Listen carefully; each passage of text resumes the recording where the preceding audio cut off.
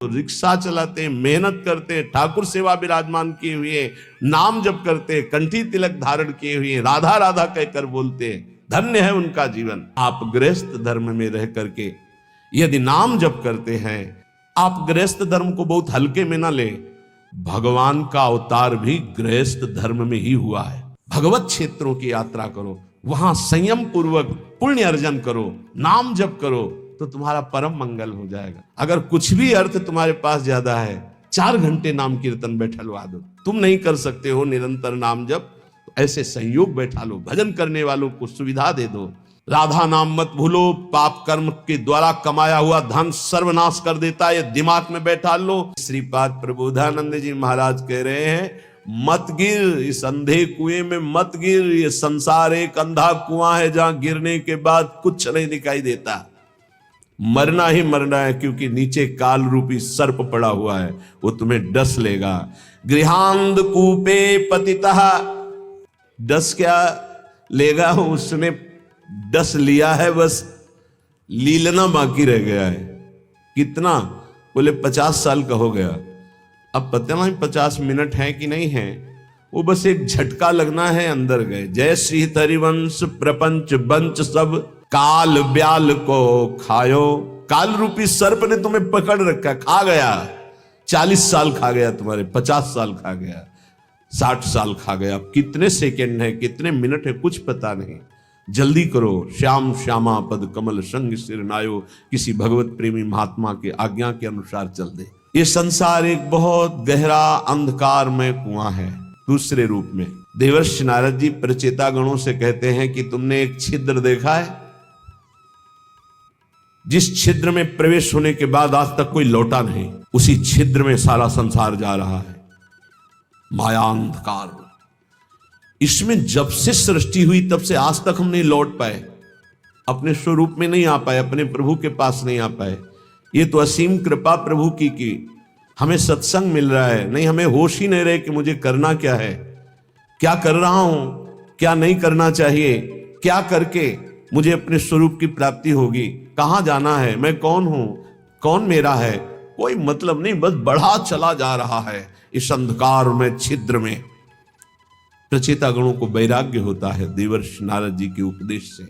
अगर साधु संग ना मिले तो कोई संसार रूपी अंधे कुएं से निकलना ही नहीं चाहता, अच्छा लगता है। गृहांध कूपे, ये गृहस्थी बहुत सुंदर साधन है भगवत प्राप्ति का, बहुत सुंदर साधन है।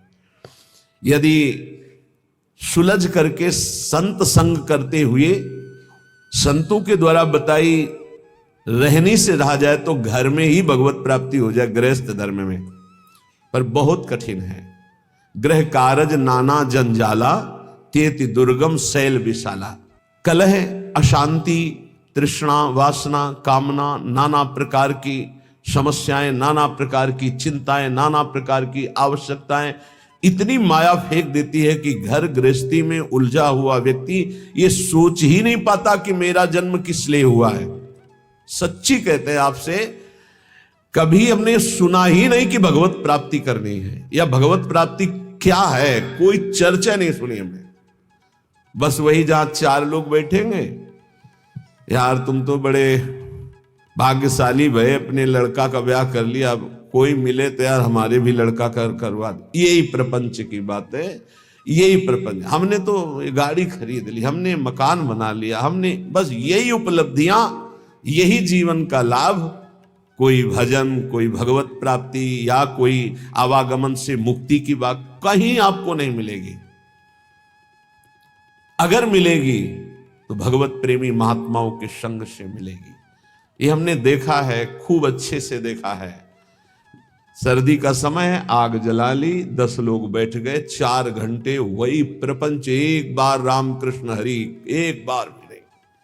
किसी के हृदय में भजन की कोई वृत्ति ही नहीं।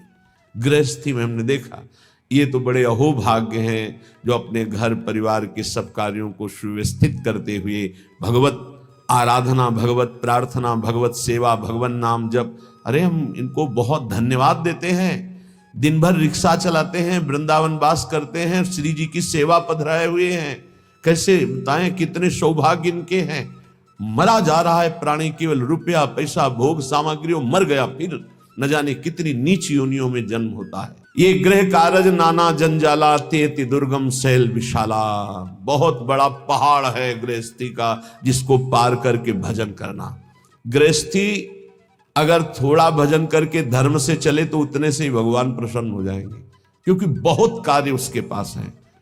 आप उन समस्याओं को नहीं समझ सकते हैं जो विरक्त भाव में हैं, क्योंकि अपने लोगों ने देखा ही नहीं उस विषय को, बचपन से निकल पड़े। लेकिन थोड़ा अनुमान लगा सकते हैं। जब हम पढ़ते हैं तो जब हमारी पढ़ाई की फीस, हमारे कपड़े, हमारे परिवार के लिए सब आवश्यक सामग्रियां, और वो एक आदमी कमाने वाला, वो भी एक किसान, उसके चेहरे की हालत देखो जब उससे कहा जाता है कि हमारी फीस महीने की दीजिए। हाँ हाँ देखो देंगे। एक किसान आदमी अगर 4 टमाटर खरीदने जाएगा तो गेहूं बेच के उसकी सिंचाई कितना कितना कितना का। एक आदमी नौकरी करता है, उसको एक सीमित अर्थ मिलता है, उससे पूरे परिवार का।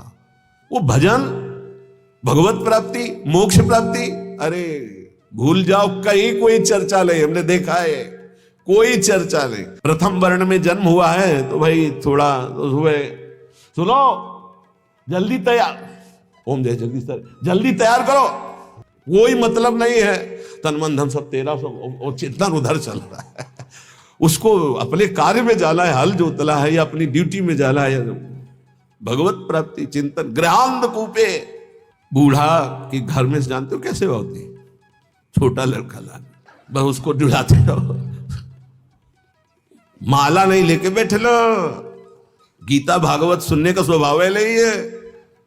बहुत बहुत बहुत धन्यवाद है जिनको गृहस्थी में रह के भजन करते हैं। यही शब्द श्री भगवान के हैं। देवर्षि नारद जी ने कहा, प्रभु धन्यवाद गृहस्थी को। जब मन काम आया तो पत्नी है, मोह आया तो पुत्र है, भोजन की है तो रसोई है, हर व्यवस्था है प्रभु। धन्यवाद तो उन विरक्तों को प्रभु देना है जिनको कई कई दिन भोजन नहीं मिलता, हर कष्ट सहते हुए, हर भोग वासना की जलन को सहते हुए आपके भजन में लगे। तो उन्होंने कहा, ये तो तुम्हारी बात परम सत्य है, एक काम करोगे? बोले प्रभु आज्ञा कीजिए। एक स्वर्ण के कटोरे में पूरा घी एकदम लेवल से, और कहा एक परिक्रमा लगाओ वैकुंठ की, एक भी बूंद घी नहीं गिरेगा, अगर गिरा तो सुदर्शन चक्र है पीछे। तो प्रभु ये किस समस्या में फंसा दिया। बोले नहीं, करके आओ बड़ी सावधानी से, एक भी बूंद नहीं गिरना चाहिए।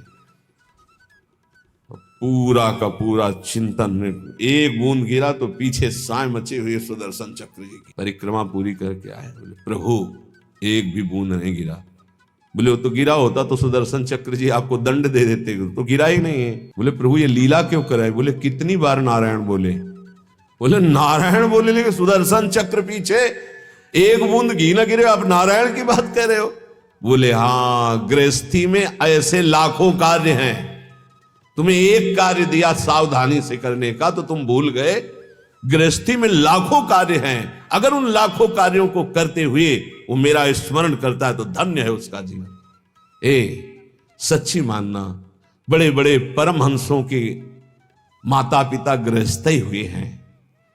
बड़े बड़े परमहंसों का उदर पोषण गृहस्थों से ही होता है। बड़े बड़े परमहंसों के शरीर का वस्त्र गृहस्थों से ही मिलता है। आप गृहस्थ धर्म में रह करके यदि नाम जप करते हैं, अतिथि सेवा, साधु सेवा करते हैं, तो सच्ची मानिए वो आपको निश्चित भगवत प्राप्ति कराएगा, निश्चित। एक तपस्वी आजीवन कठोर तपस्या जितेंद्रियता से जिस पद को प्राप्त करता है, गृहस्थी केवल पापाचरण न करे तो उसी से उसे भगवत प्राप्ति होती है। बड़े अकिंचन संत, खेत में सरसों की खेती पक गई थी, उसे अमनिया की जा रही थी। किसान आदमी के कुछ भोजन फिक्स होते हैं। जब चना और सरसों की खेती होती है तो सिर्फ उसी की सब्जी होती है और परेठा या रोटी। जब आलू की खेती होती है तो आलू की होती है। जब बाजरा ज्वार की खेती तो वही, उस बाजार से खरीद कर खाने वाली समस्या बहुत बड़ी होती है जो खेत में होती है। जो सदगृहस्थ होते हैं उनका कर्तव्य होता है एक बार वो खड़े होकर के पहले अतिथि का निरीक्षण करें भोजन पाने के पहले। दरवाजे में अगर घर में पा रहे तो दरवाजे के बाद तो उसी धर्म का पालन करते पिताश्री ऐसे खड़े होके देखते थे। खेत में जब काम तो एक मार्ग था, उसमें एक संत जा रहे थे, विरक्त बुलाया, कहा स्वामी दंडी सन्यासी तो कहीं विचरण कर, कुआं था नजदीक, बैठ कर पाए वैसे हाथ में लेकर के बस आहा बड़ा सात्विक बड़ा पवित्र से, और कहा मुझे ऐसा लग रहा है कि आपके यहां भजन होता है।